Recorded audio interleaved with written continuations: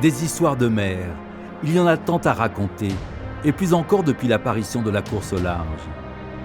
Une épreuve va se révéler particulièrement initiatrice, la Whizbread, aujourd'hui nommée Volvo Ocean Race. Grâce à elle, des équipages découvrent depuis 1973 les joies d'un tour du monde par les trois caps, parsemé d'escales riches en rencontres. Les grands noms de la voile mondiale y participent depuis ses débuts. Alors au fil des éditions, elle devient de plus en plus exigeante, avec un niveau de compétition toujours plus élevé, des budgets toujours plus conséquents.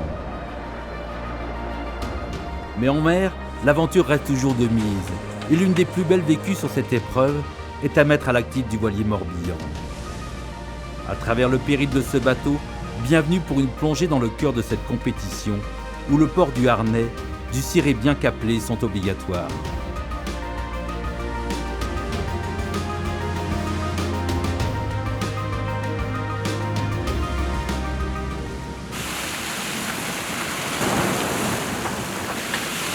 De l'eau partout et tout autour, entre horizon bleu mer à perte de vue et paquets d'eau salée en quasi-permanence sur le pont, vous êtes bien à bord d'un voilier engagé dans la Volvo Ocean Race, la course autour du monde en équipage avec escale. Le bateau franco-chinois Dongfeng participe en 2018 à la 13e édition de cette épreuve, la plus dure de toutes. Le navigateur du bord, Pascal Bidégory, n'a aucun doute là-dessus. C'est la course autour du monde la plus exigeante qui se fait en équipage aujourd'hui, quoi. Et naviguer à ce niveau-là, autant de temps, c'est un privilège. Voilà. Après, c'est pas dans l'ADN de la voile française. La voile française, c'est la route du Rhum, le Vendée Globe. Aujourd'hui, c'est plus qu'une évidence. La voile française, elle tire tout ça de sa culture qui est liée à la culture de nos anciens, entre guillemets, d'Olivier de Kersauzon et je ne sais quel autre talentueux marin qu'on a eu dans notre passé. L'actuel Volvo Ocean Race n'intéresse en France que les passionnés, les accros de la régate de haut niveau. Il n'en a pas toujours été ainsi, loin de là. Grâce à Éric Tabarly, cette épreuve va connaître une belle ferveur dans notre pays. Jusqu'à la fin des années 60, seuls les navigateurs solitaires goûtaient à l'ivresse des mers du Sud.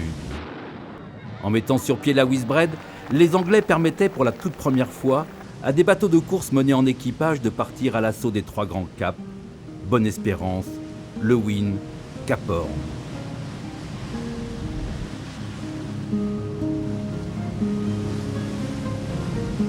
Les voiliers sont sages, robustes.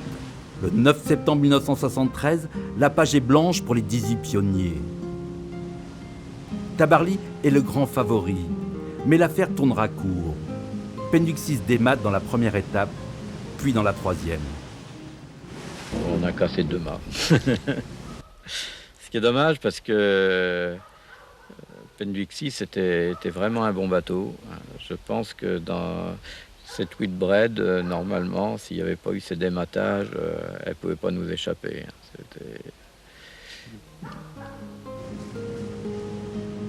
Pas de victoire française, mais le virus de la Whizbread est bien inoculé dans les veines des marins. Avides de découvrir les latitudes australes, des escales prestigieuses, Cape Town, Auckland, Rio de Janeiro qui ponctuaient alors le parcours. Ils étaient prêts à tout pour en être. Une histoire des plus édifiantes est à mettre à l'actif de 3 garçons. À partir de rien, ils vont écrire une des plus fortes aventures humaines que cette épreuve a engendrées. L'hiver 79-80, où on se retrouvait après avoir préparé des bateaux comme VSD sur des transats et d'autres activités, on était un peu désœuvrés. On a fait une petite bouffe ensemble et puis on a commencé à délirer un peu et on avait un peu des envies communes, quoi. Puis il y en a un des 3 qui a dit oh, si on faisait le tour du monde, et puis il y a la Whizbread qui est dans 2 ans qui part. J'avais 12-13 ans quand il y a eu la première en 73. J'ai suivi ça, c'était quand je commençais à m'intéresser avidement au bateau. Et donc depuis 73, c'était plus qu'un rêve, c'était vraiment l'objectif, c'était de vouloir faire la Whizbread. J'avais un peu cette course avec des posters dans ma chambre de 33 Export. Et puis, je sais pas, on est arrivé, je sais plus qui est-ce qui a dit, moi je voudrais bien faire la Whitbread. Voilà, ça s'est combiné, qu'on a monté ce projet là, avec Christophe et Pascal, un peu comme ça, quoi, au coin d'une table, et puis voilà, et puis c'est parti comme ça.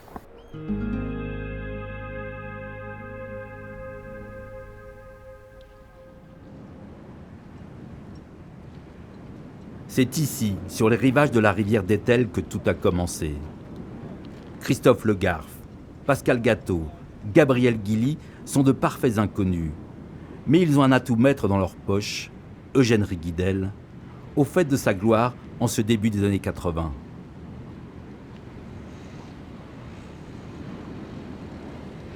Ça s'est un peu fédéré autour d'Eugène. Lui, il construisait un trimaran à l'époque, donc c'était juste un an avant la première route du Rhum en 78. Donc du coup, on a mis un peu le pied dans la... Bon, on n'y connaissait rien, évidemment, on avait 18 balais. Moi, je n'y connaissais rien, hein. Je sortais du lycée. Et du coup, on avait mis le pied un peu dans la construction. On l'avait aidé à finir son premier bateau pour la route du Rhum. On avait participé à la construction du deuxième, un peu avec Christophe, un peu avec Pascal. Et puis du coup, comment est née exactement l'idée? On a eu l'aide des fournisseurs pour Eugène. Quand là, on connaissait les fournisseurs un peu pour construire le bateau et tout ça. Et donc on est parti sur ce délire-là, effectivement, qui était un peu un délire, effectivement. Ouais. Un jour, ils sont venus me voir et ils m'ont dit « Eugène, on va construire un bateau pour la Whitbread ». Je les ai regardés, ils avaient 18-19 ans. Hein. Je dis « Vous êtes fous, plutôt que de vous faire chier dans un tel programme, vous n'avez qu'à naviguer, quoi ». Je leur dis « Bon, écoutez, il y a un truc qu'on peut faire, vous me collez sur une étape, tant qu'à faire dans le sud, et puis ça suffira, vous pourrez utiliser mon nom, je vous aiderai autant que possible ». Et c'est ce qu'ils ont fait. Donc un jour, ils m'ont appelé, ils m'ont dit « Voilà, on t'a affecté, tu seras skipper de la 3e étape, Auckland, Mar del Plata, par le Cap Horn ». Je dis « Ok, pas de problème ». Puis ils décident de nous aider et ça commence vite, quoi. Ça commence vite. Trouver le plus dur, c'était de trouver un hangar, trouver un local. Je connaissais bien le coin. Puis là, je suis tombé sur une ancienne conserverie à Etel qui s'appelait Chantier Neptune. C'était un ancien ferrailleur à Paris qui avait racheté ça et qui faisait maintenant ce bateau, mais sans y connaître grand-chose, quoi.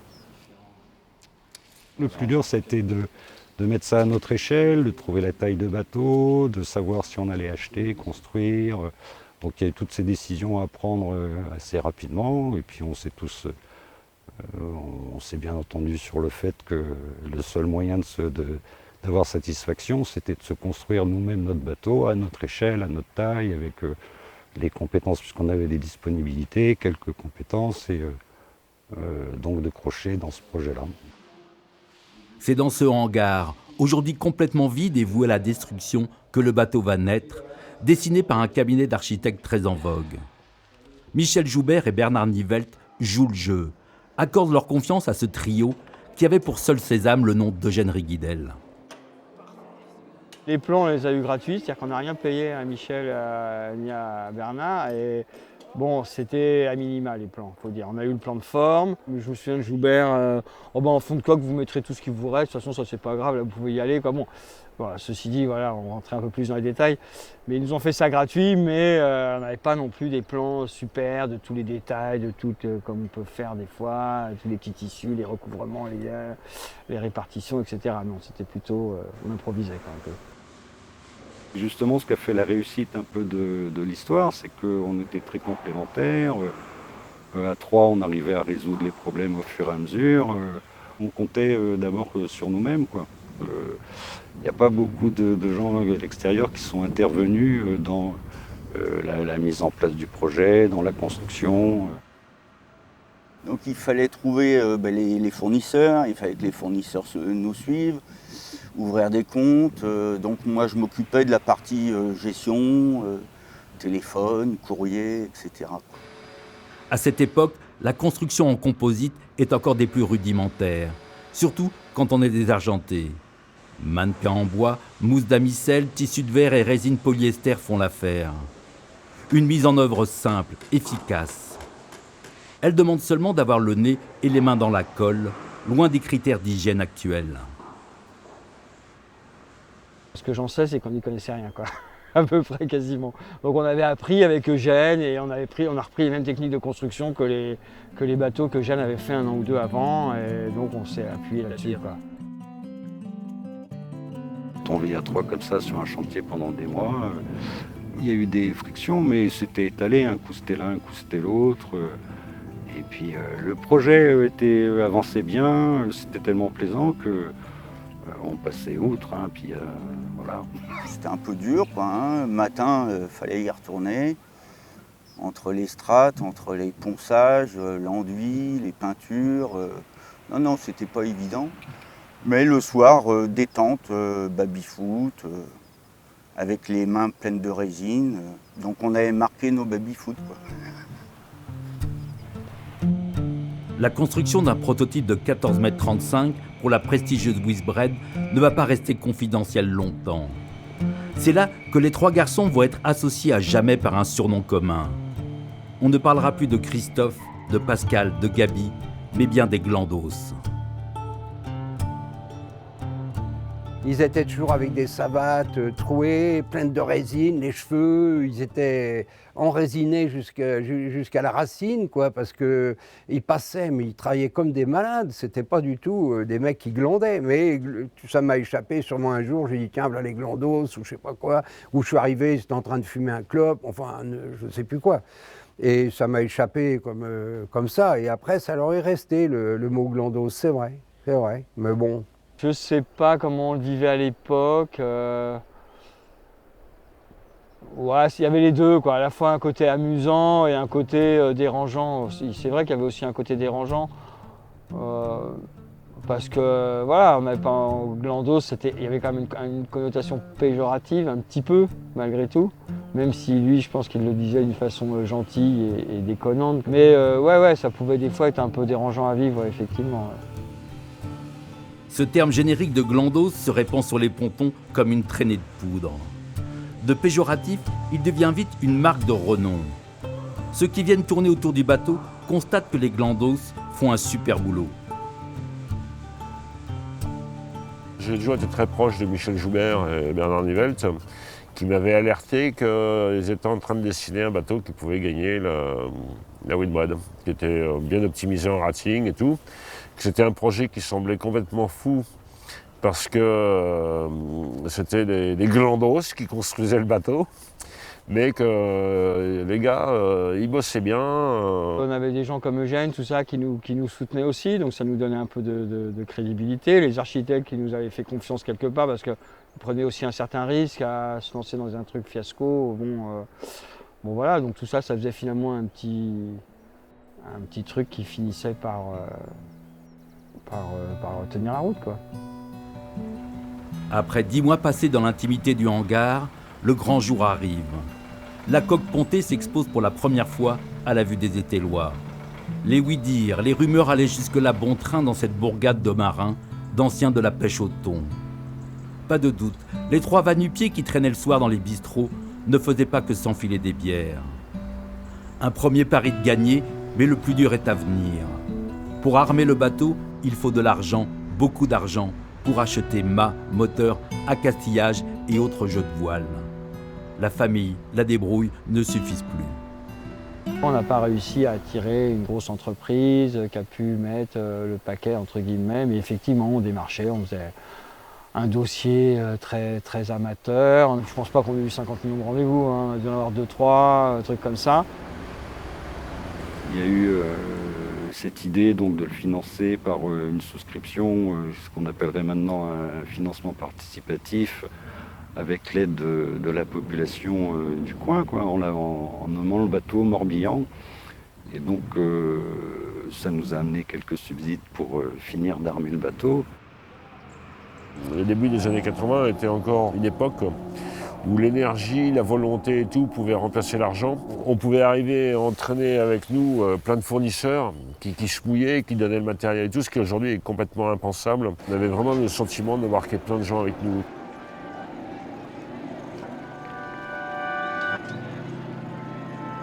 De nos jours, l'aventure Morbihan n'est évidemment plus possible. Qui plus est, la course est ouverte depuis 2014 uniquement à des voiliers monotypes strictement identiques les uns aux autres, supprimant du même coup toute l'inventivité, tout le développement architectural lié à cette épreuve depuis son origine. Après plus de 20 jours de mer, les écarts entre les concurrents se jugent en poignées de minutes, comme pour une régate à la journée. Rien d'étonnant. Les amateurs éclairés d'autrefois sont remplacés par des marins triés sur le volet. Quand on voit la liste des équipages, c'est complètement hallucinant, quoi. Il n'y a que des mecs qui sont champions olympiques, qui ont gagné la Coupe América ou 2 ou 3 fois la Volvo. Donc ça laisse un peu baba, quoi. Tout ça pour dire qu'à mon sens, le niveau moyen est quand même super élevé. On voit que c'est difficile, quoi. Tout se gagne, mais au forceps, le moindre mètre, personne ne donne rien, quoi. Donc c'est hyper exigeant, hyper usant. Sur ces bateaux, l'inconfort est total, sur le pont comme à l'intérieur. Les équipages en bavent, d'autant plus que les étapes, de 4 à l'origine, sont maintenant au nombre de 11, histoire de rentabiliser la course, de satisfaire le besoin des partenaires en tout genre. Autrefois, l'épreuve était longue de 27 000 milles. Aujourd'hui, c'est 45 000 milles que les participants doivent boucler dans le même laps de temps, en 8 mois. La Volvo Ocean Race passe par Hong Kong, la Chine, mais est aussi passée par Dubaï et les Émirats arabes, multipliant ainsi les frais de fonctionnement à tous les étages, avec des équipages payés rubis sur l'ongle. Le niveau de salaire ou d'honoraires est extrêmement fort sur la Volvo. En même temps, le budget global aussi est tellement délirant que ce serait complètement aberrant de brasser autant de millions et de ne pas payer un minimum des acteurs. À un moment ou à un autre, il faut payer les clowns. Le cirque devient tellement énorme que personne ne comprendrait que les clowns et les trapézistes ne gagnent pas leur vie là-dessus.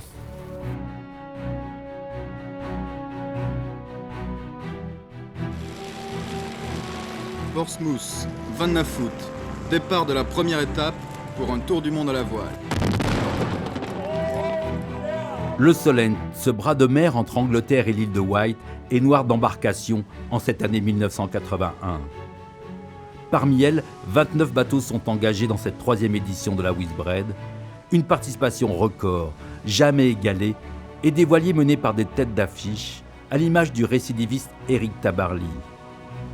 Avec son Penduixi sponsorisé par Euromarché, il fait partie des gros bateaux, tout comme le Charles Sick d'Alain Gabet, le Gauloise 3 d'Éric Loiseau.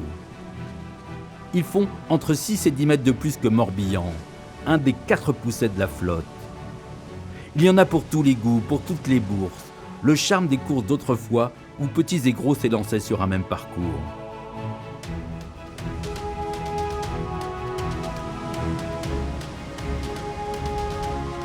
On était nickel, checklist, tout était OK. Parce qu'on n'avait pas fait 1000 milles avec le bateau, quoi.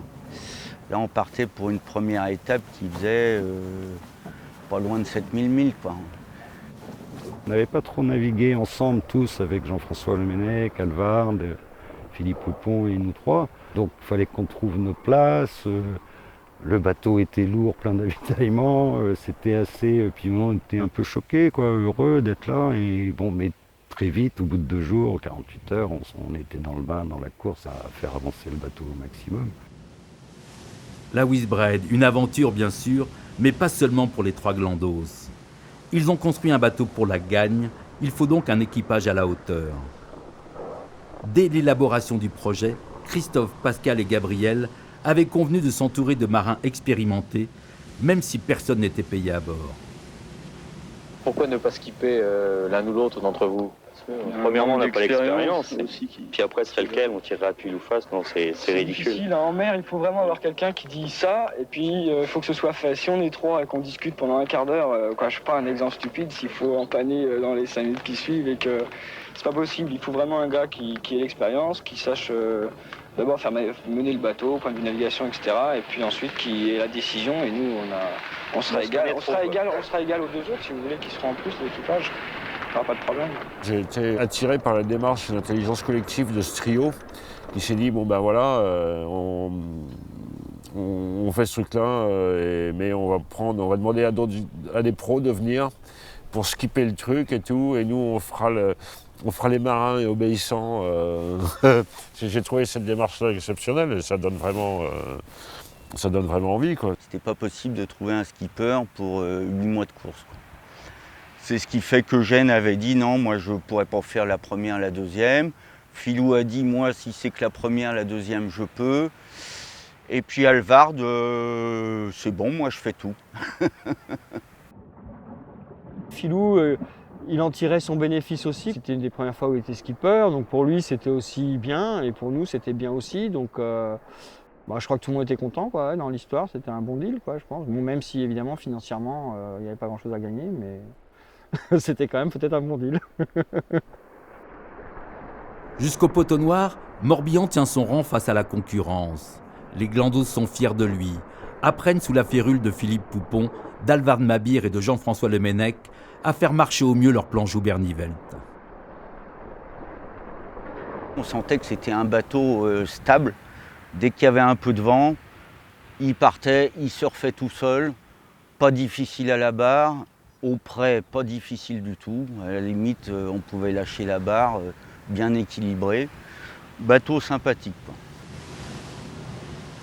Suivant les allures, à chaque fois, à chaque manœuvre, il fallait déplacer les poids à l'intérieur, que ce soit l'avitaillement, que ce soit les voiles, tout ce qui pesait du poids. On avait même des réservoirs d'eau qui servaient un peu de ballast. Ouais, c'était très important. Ouais, on était on naviguait d'une façon assez pointue, quoi, quand même. Avec 3 adeptes de la solitaire du Figaro à bord, les Glandos sont à bonne école. Surtout qu'en ces années-là, la course au large vit un vrai tournant. L'ambiance course-croisière bon enfant règne encore en grande majorité sur la flotte. Sur Morbihan, on passe à la course pure et dure, prémisse de ce qu'elle est aujourd'hui. À l'époque, les autres bateaux engagés dans la Whitbread, Romarché, Gauloise, pour moi, ça naviguait encore un petit peu à l'ancienne, quoi. Écart un peu strict, on matossait pas, on dormait sous le vent, chacun sa banette. Pour nous, que ça dure une journée ou que ce soit parti pour 46 jours, il n'y a pas de raison qu'on ne court pas à fond.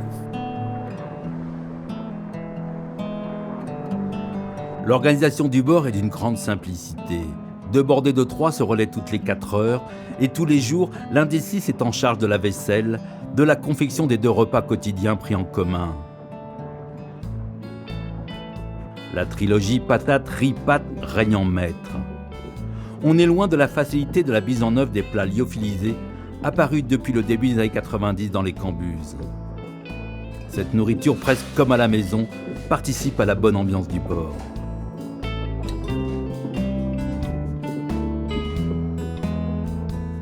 Il y en a qui prennent le quart de 20h minuit, quoi. Et t'as les autres qui se reposent normalement. Mais bien souvent, ceux qui se reposaient pas, ils venaient discuter. Et voilà, donc effectivement, on faisait le monde, hein. On parlait un peu, ceux qui sont à terre, ouais, les banquiers, tout ça. Qu'est-ce qu'ils doivent en chier, nous on est bien là. On est bien à bord de Morbihan. Mais dans l'Atlantique Sud, la météo va se montrer mauvaise fille pour les petits gabarits. Les grands bateaux ont passé comme une fleur l'anticyclone de Sainte-Hélène. Quelques jours plus tard, la porte s'est refermée. Ainsi va la course en temps compensé, où chaque bateau a un rating différent, censé les mettre sur un pied d'égalité. Cela n'est que théorique. On n'avançait plus, les autres étaient déjà arrivés depuis un sacré moment. Donc là, on a un peu dégusté, entre guillemets, quoi. Bon, on avait l'instinct de course, mais là, on était plus dedans vraiment, quoi. On a fini la première, je crois, 10, un truc comme ça, quoi. Donc c'était un peu dur. Moi, je croyais beaucoup dans le potentiel du bateau pour la victoire. Et alors après, le gros souci des courses en temps compensé, c'est que ça dépend beaucoup de la météo, qui va favoriser le fait que ce soit un petit ou un gros bateau qui gagne. Et malheureusement, cette édition de la Whitbread a été plutôt favorable à un très gros bateau, et c'est comme ça que Flyer, qui était le plus gros bateau de la course, a gagné. Quand Morbihan rejoint Cap Town, Afrique du Sud, Flyer et ses 23 mètres sont amarrés au port depuis 10 jours. Tout comme les Français de Critère Neuf, de Charletsic, de Romarché. Combien de temps vous avez passé en mer? Ouais, on va aller boire un peu. 47 ou 46, je crois. Et combien de jours de calme? Bon, je sais pas, on les a pas comptés quand même. Mais... Non, ça fait un peu trop, quoi. Faudra le dire la prochaine fois aux organisateurs. C'est limite, là. Vous avez perdu le moral? Oh non, jamais, hein. Ça a été. Et maintenant, qu'est-ce qui va se passer alors? On boit des mousses.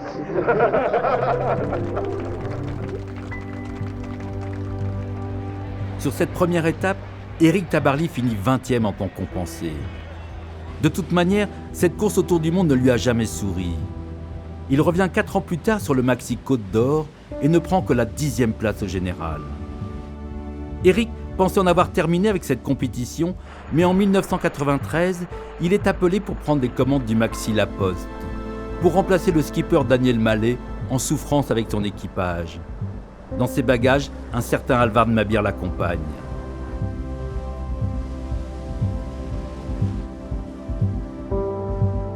Cette édition marque un tournant. Les Maxi Ketch qui avaient fait les beaux jours des précédentes éditions vivent leurs dernières heures. La course est alors dominée par les Néo-Zélandais. Peter Blake sur son Steinlager se fait un nom, tout comme Grant Dalton, qui laissera Tabarly et son Maxi La Poste loin dans son sillage.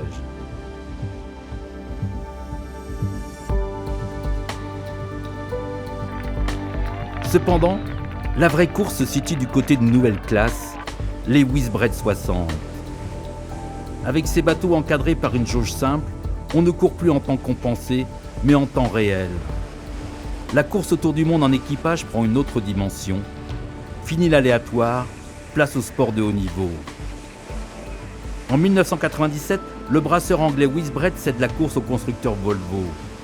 L'épreuve gagne en puissance financière, les équipages sont des professionnels à part entière, les skippers sont des stars de la régate entre 3 bouées. On est bien loin des épopées des premières éditions.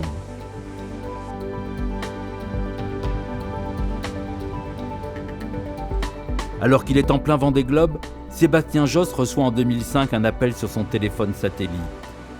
Le team ABN AMRO lui propose de prendre les commandes d'un équipage de jeunes, sans aucune expérience du large. Cela faisait 12 ans qu'aucun Français n'avait occupé ce poste à haute responsabilité.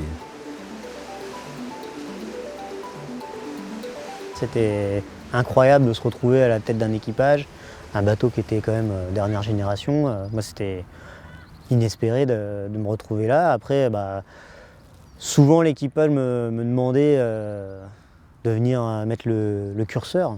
Voilà, les bateaux, ils allaient à une trentaine de nœuds déjà à l'époque. Les laseristes, quand on était par nuit noire, ils nous demandaient est-ce qu'on continue comme ça ou pas. Donc je prenais la température et puis je les rassurais sur le fait, même si je ne l'étais pas, je les rassurais sur le fait qu'il fallait continuer. Puis je suis retourné à l'intérieur. On a peu d'occasions de passer autant de temps en mer en compétition à ce niveau-là. Donc c'est vrai que quand on fait la Volvo, on développe des automatismes et un sens marin qui est unique. Mais ça endurcit. Hein. Voilà, c'est sûr que d'être sur le pont balayé par les vagues, c'est pas quelque chose qui est anodin. Alors au début, ça pèse un peu sur le moral, et puis après, on se dit que c'est que de l'eau. Puis en fait, on se retrouve à patauger dans le pont du bateau, et ça nous semble normal, alors qu'au début, on trouve ça un petit peu sévère. Dans un CV, d'avoir fait une étape du Sud, c'est quelque chose qui compte. Même pour un recrutement futur sur un autre bateau, voilà, j'ai fait une étape de la Evolution Race. C'est pas j'ai fait 3 ronds au large de l'Orient. Voilà, ça amène de la crédibilité et aussi sur la personnalité, savoir si la personne elle aime vraiment ça ou pas. Quand il dispute la Volvo, Sébastien n'a que 30 ans et il va connaître le pire. Nuit noire, pas de lune, le vent monte. Lors d'un changement de quart, le bateau enfonce violemment à la fin d'un surf à plus de 25 nœuds. Quand le bateau est sorti de l'eau, il manquait une personne. Donc demi-tour et puis on s'est mis à chercher dans la nuit. Et par miracle, on a retrouvé Hans. Par contre, il n'était plus de notre monde. 162 bateaux ont déjà pris le départ de l'épreuve. Quelques 2000 équipiers ont goûté aux joies et aux difficultés de cette course, dont le slogan est simple. Life at the extreme. 7 d'entre eux manquent à l'appel. Ça chamboule, hein. C'est pas quelque chose, on dit tiens, allez, on en prend un autre et puis c'est reparti. C'est pas comme ça que ça se passe.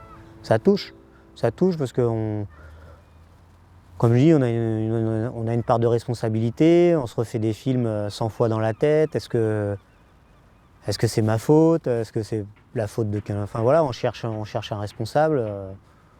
Donc pendant des années, on y repense. Ça fait partie, c'est marqué à vie. Hein. Voilà.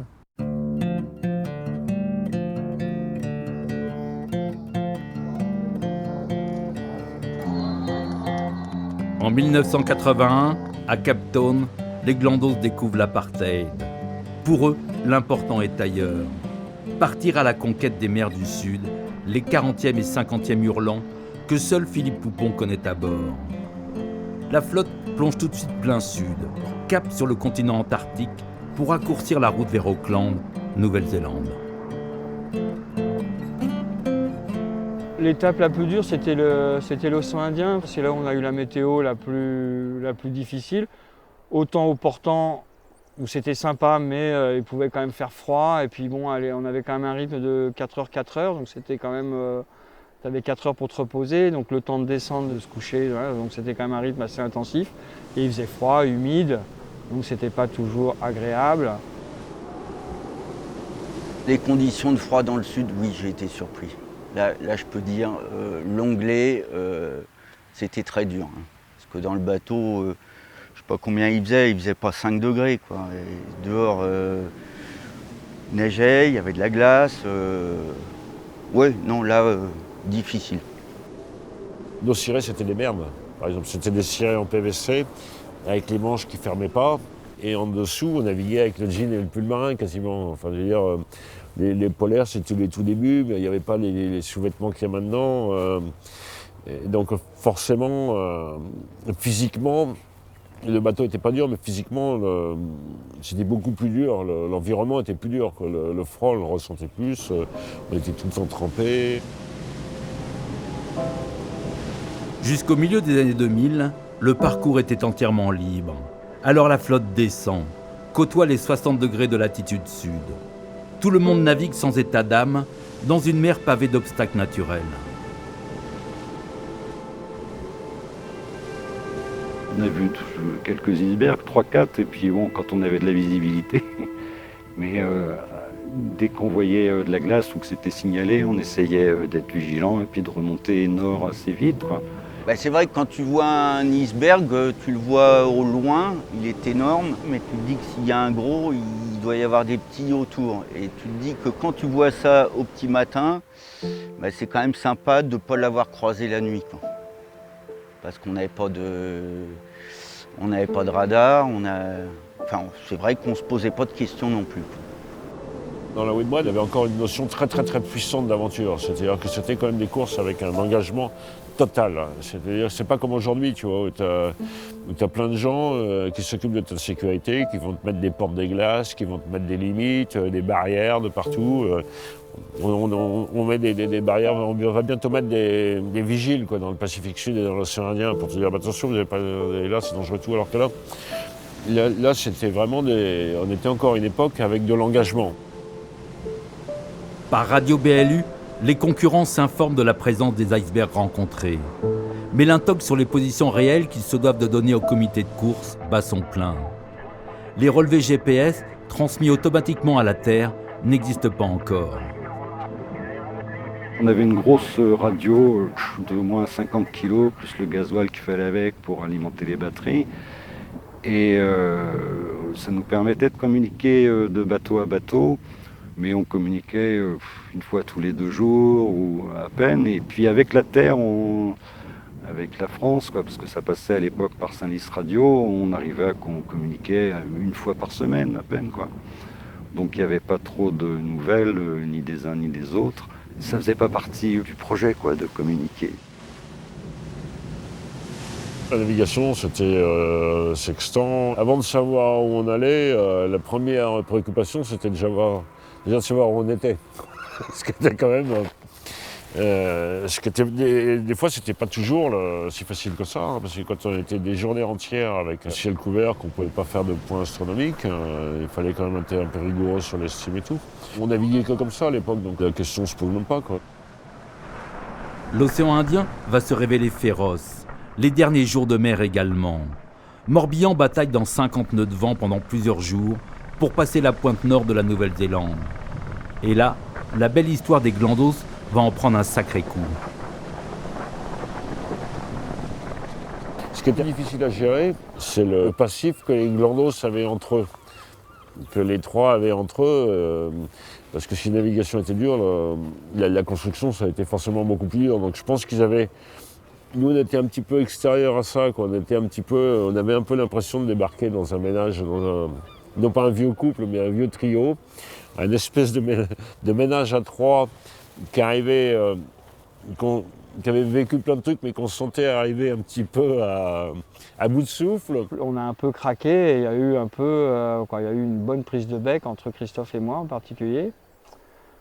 Bon, sur le moment, ça n'a pas eu de conséquences plus que ça, sauf qu'il y a eu un moment un peu violent, quoi. On va pas taper dessus, mais voilà, c'était dans le genre ambiance, quoi.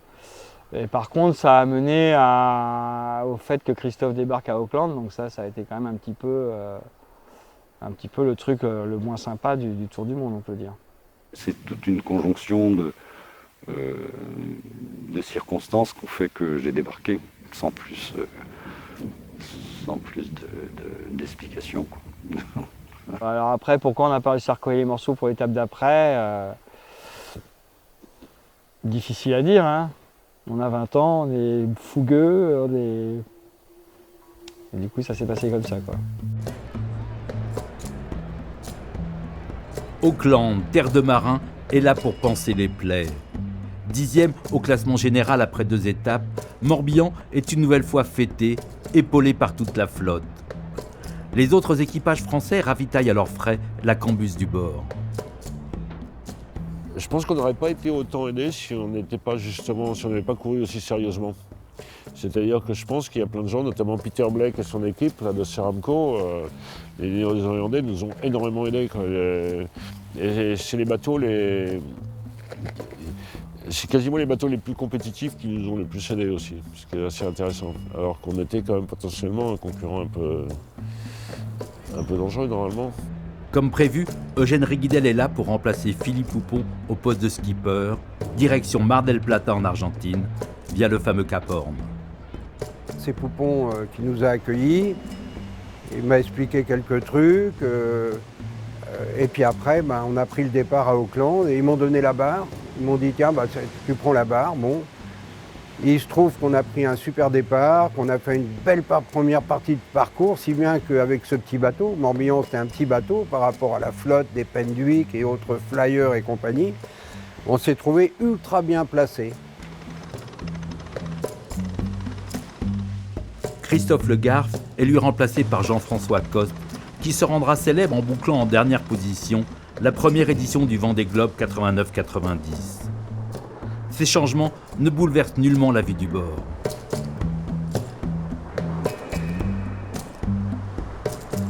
On peut naviguer les yeux fermés. On a le bateau en main, l'intérieur, tout ce qui est gréement, tout ce qui est voile, tout ça, on connaît tout par cœur. Rapidement, on part sous spi, on envoie le spi. On en déchire parce qu'on les porte toujours jusqu'à l'extrême. Et on arrive à faire, je crois, on a dû faire 22 jours sous spi, quoi. Donc c'est avec des moyennes pour un bateau comme ça à l'époque qui étaient des moyennes records à je sais pas combien, 260 000. Donc c'était bien, quoi. Je pense qu'on a eu beaucoup de chance de bénéficier d'un bateau solide, préparé par Philippe Poupon, et avec des options intelligentes, par exemple comme un spi plus petit, mais avec des ralingues en acier.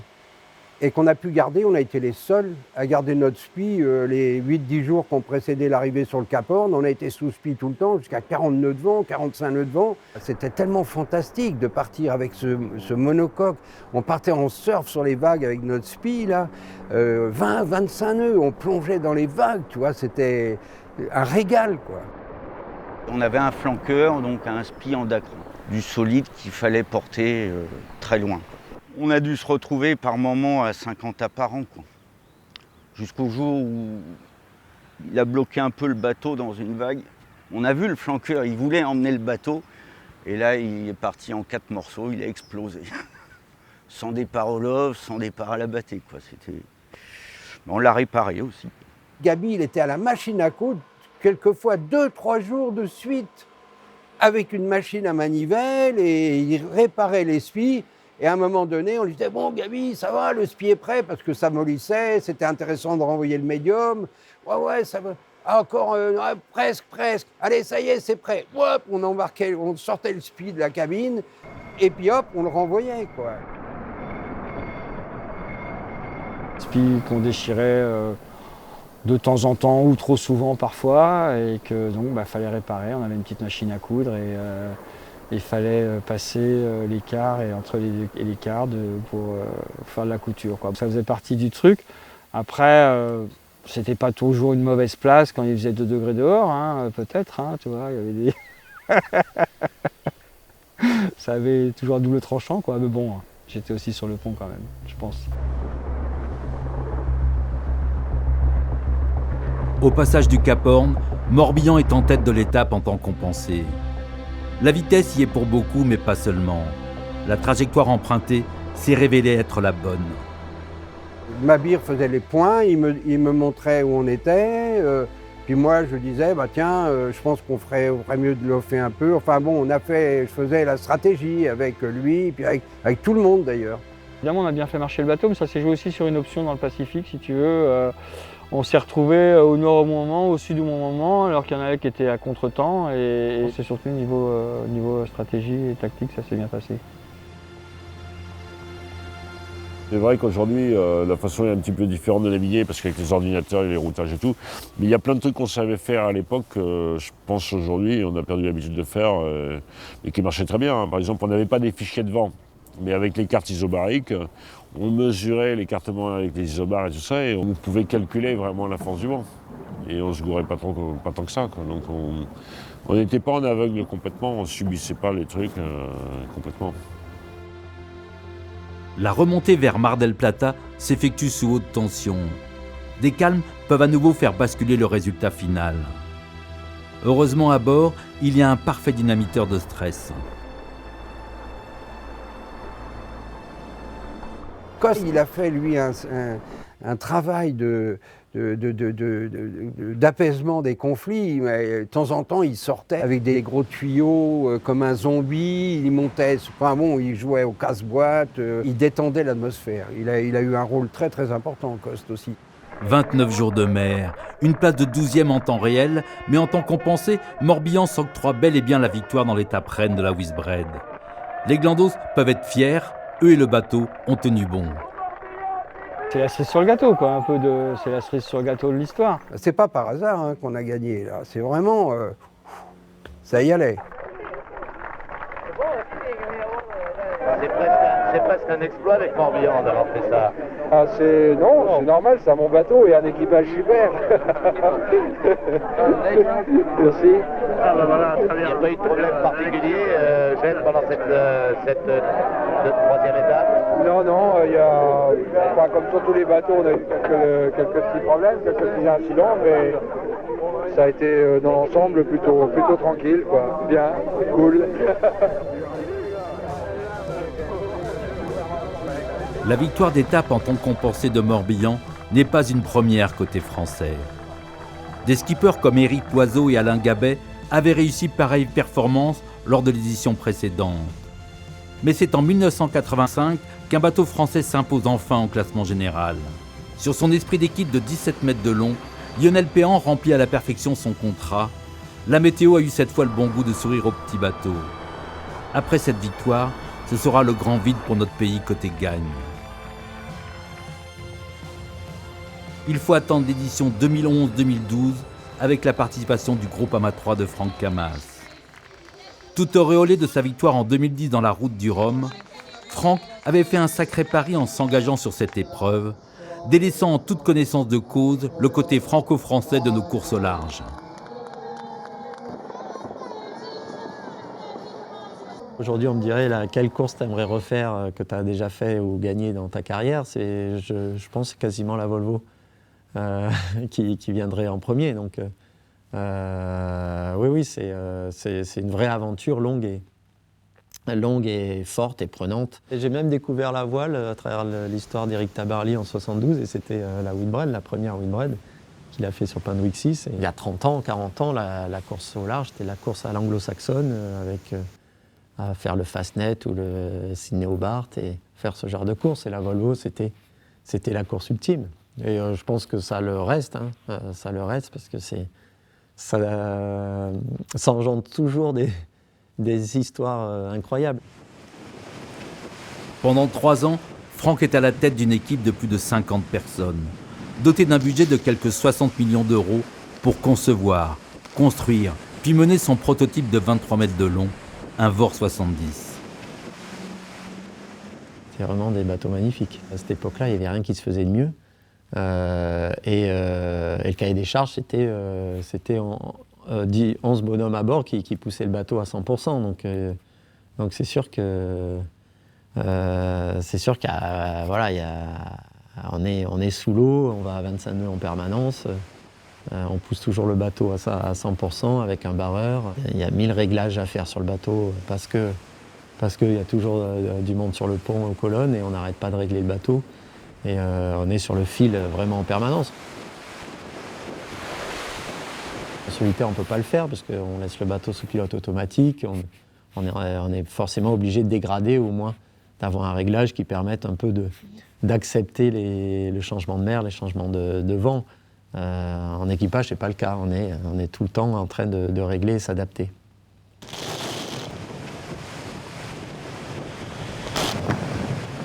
Quand on s'apprête à passer 2 ans ensemble à bouffer des milles sur tous les océans du monde, avec une promiscuité de vie permanente, la bonne constitution de l'équipage est primordiale. On est très loin de l'ambiance cool des débuts.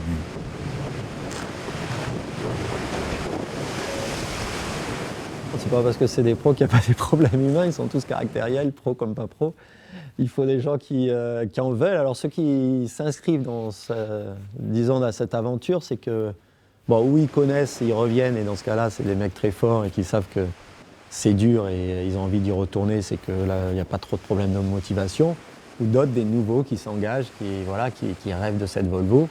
Et puis peut-être, c'est un peu risqué parce qu'on ne sait pas comment ils vont traverser les moments dans le sud où il faut enchaîner les quarts dans des conditions extrêmement difficiles. Donc c'est pour ça qu'il faut préparer ça à l'avance, qu'il faut faire beaucoup de milles avant de partir avec l'équipage. On a fait des changements avant le départ, on n'a pas resté les 2 ans avec la même équipe. Une victoire dès la première tentative. Le team Groupama a su s'imposer face à une très belle concurrence internationale, redorant ainsi le blason et l'intérêt de notre pays pour cette compétition. C'est la première fois aussi qu'on a eu les moyens peut-être et le temps que les Anglo-Saxons ont. Et puis depuis, il y a beaucoup plus de Français sur les bateaux, ça c'est bien. Donc la France maintenant et les équipiers français sont vraiment respectés dans cette épreuve.